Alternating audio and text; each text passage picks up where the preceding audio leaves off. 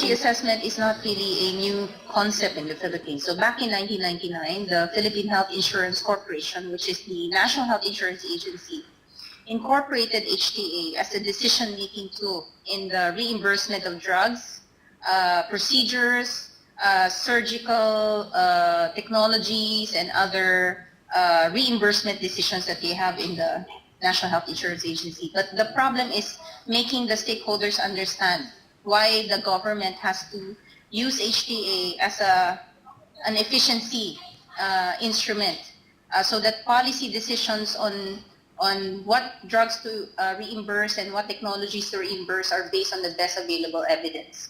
So there are many interests that we have to balance when applying HTA in our health system.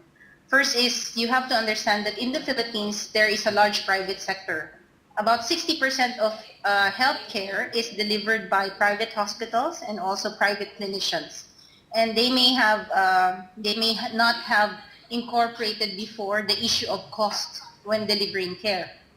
So we have to incorporate all these interests, including that of the producers of technologies or the manufacturers of drugs.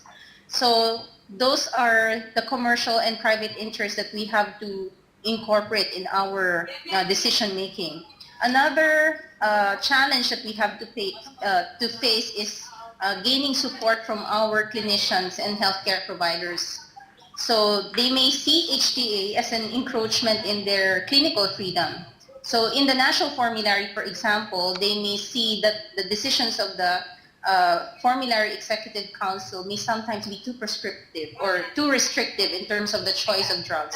So we have to continuously make them understand what the underlying reasons are for making those decisions in the Formulary Executive Council.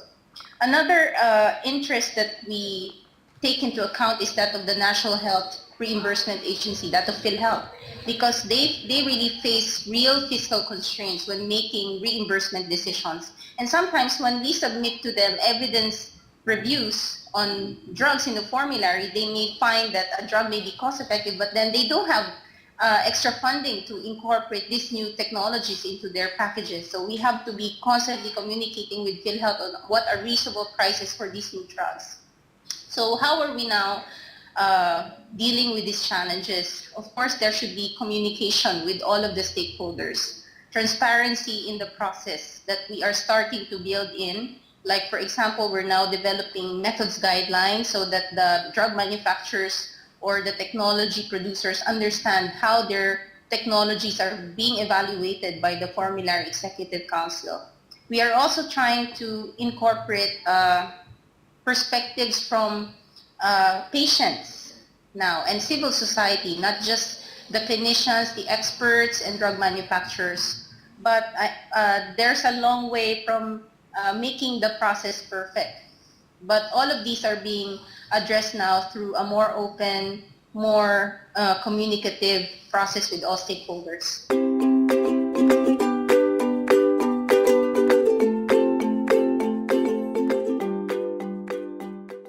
So NICE International and the Thailand Health Intervention and Technology Assessment Program, otherwise known as HITAP, have been world-renowned in producing quality technology assessments. So they are considered the best practice technology assessment agencies in the world. So back in 2012, our Secretary of Health approached the UK Department of Health because he wanted to have technical assistance, to have capacity building activities on HTA in the Philippines.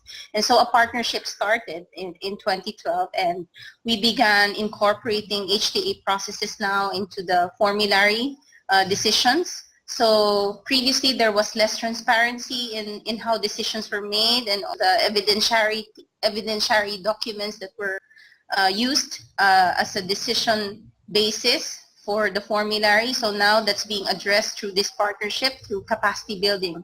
So over the last 2 years, they have helped us in producing a methods guide, which we hope to come up with in November or early next year, so that this methods guide will now be used by technology producers or drug manufacturers when they do their submissions to the Secretariat.